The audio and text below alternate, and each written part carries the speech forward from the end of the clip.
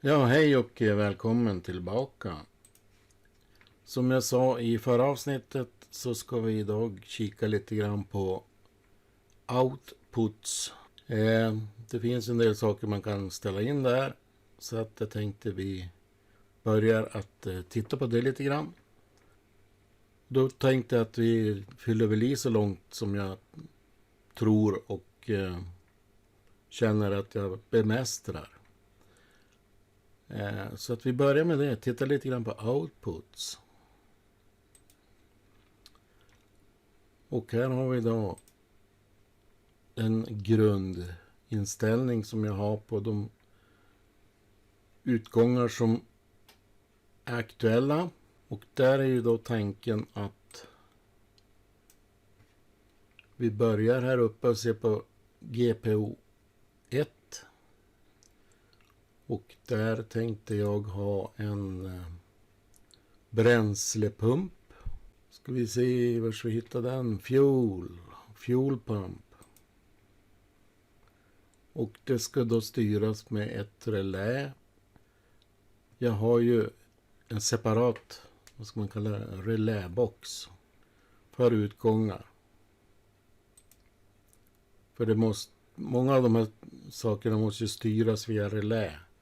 Då det är lite för höga effekter för själva styrsystemet. Så där sätter vi en bränslepumpsrelä. Nästa som jag tänkte välja, det är då fläkt till kylaren. Och då ska vi ha något. Ska vi hitta det då? Fan. Här har vi något vi kan välja. Då är det för att styra fläkten till kylaren. Och nästa utgång 3.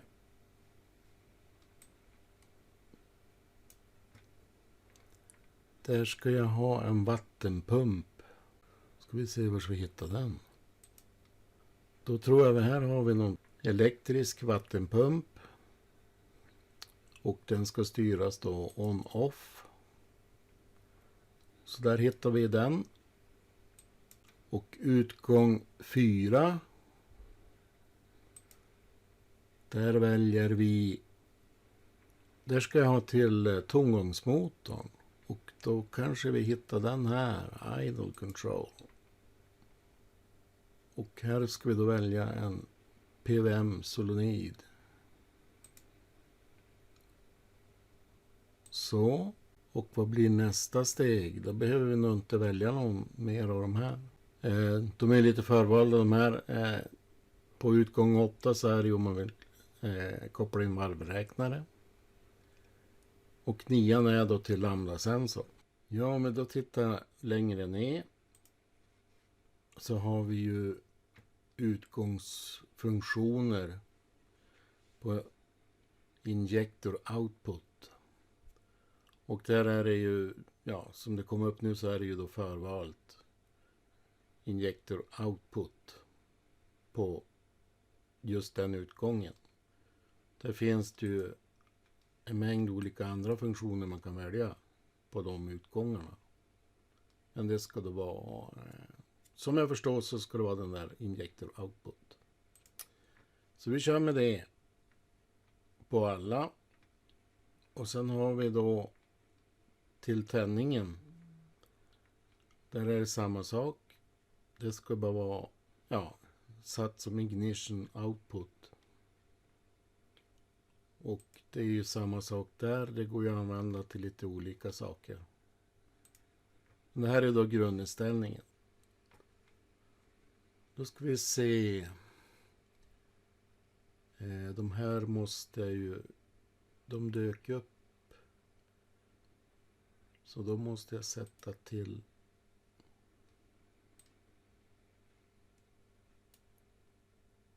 att de inte ska vara aktiva.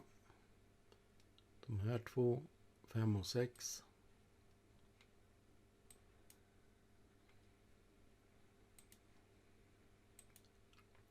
Så där.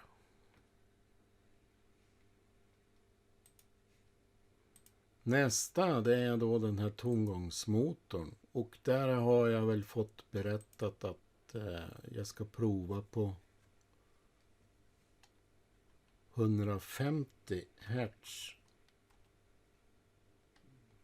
Det här är något som man kanske måste justera sen beroende lite grann på hur just den tomgångsmotorn jag har, ja, hur den reagerar på. Det blir kanske något som måste justeras senare. Så vi börjar väl med att ställa den enligt tips från coachen. Nästa tachometer, alltså output. Den ska jag inte använda. Och sen kommer vi till kontroll av fläkt till kylaren. Och här kan man då ange vilka värden när den ska starta. Och när det, ja, om man vill ha någon annan. Till exempel här då att man kan avaktivera den när man kommer över en viss hastighet. Så då räknar man väl med att, ja, att det inte ska behövas någon fläkt vid de högre hastigheterna. Och här har man möjlighet att ändra värdet om man har AC. Vilket jag inte har. Så det här är väl de värdena som jag kommer att prova att köra med. Detsamma gäller nästa. Det är ju kontroll av vattenpumpen. Och den ska ju då gå, ja, jag har angett vilket värde som jag vill att temperaturen på kylvattnet ska vara. Och här ska man då pulsa den.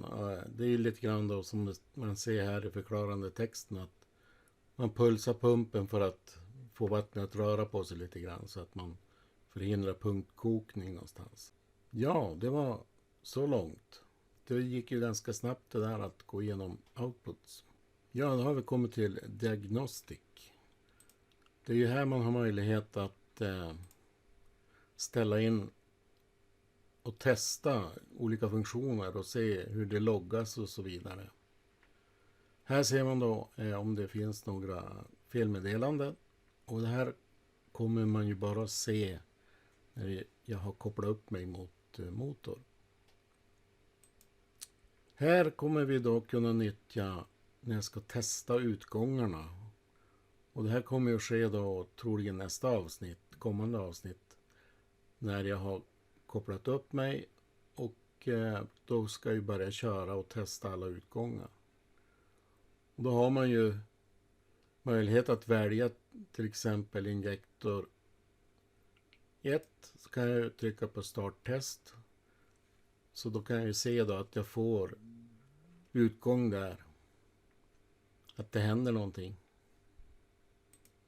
Här kan man klicka i alla om man vill. Men det är ju lite dumt när man ska testa varje utgång för sig.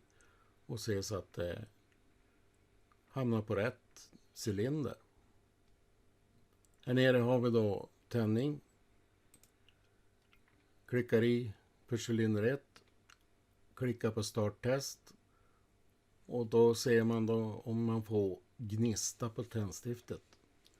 Så det blir intressant när vi kommer dit. Nästa avdelning. Där är jag nog inte riktigt hemma på hur det fungerar. Utan där får jag nog ta vid ett senare tillfälle.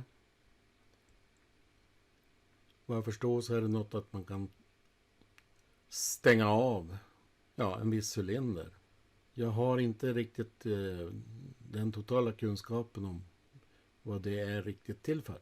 Men det kanske vi kan återkomma till när det blir skarpt läge. Här har man möjlighet att mäta spridarna. Ingenting som jag kommer att jobba med nu. Sedan så har vi triggerlogger.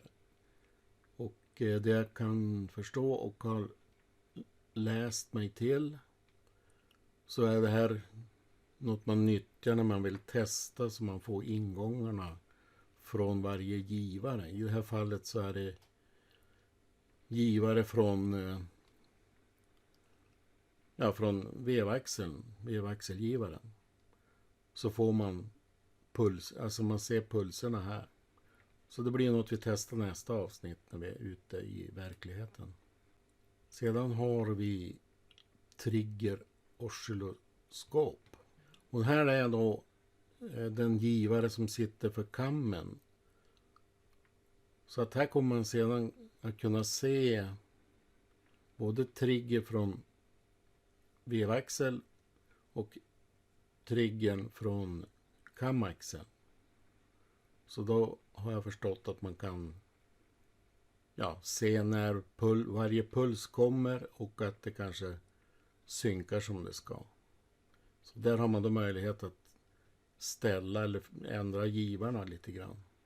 Och senare så har vi då nästa, och där är det ingenting jag kommer att titta på nu och fundera över, utan det får bli vid ett senare tillfälle.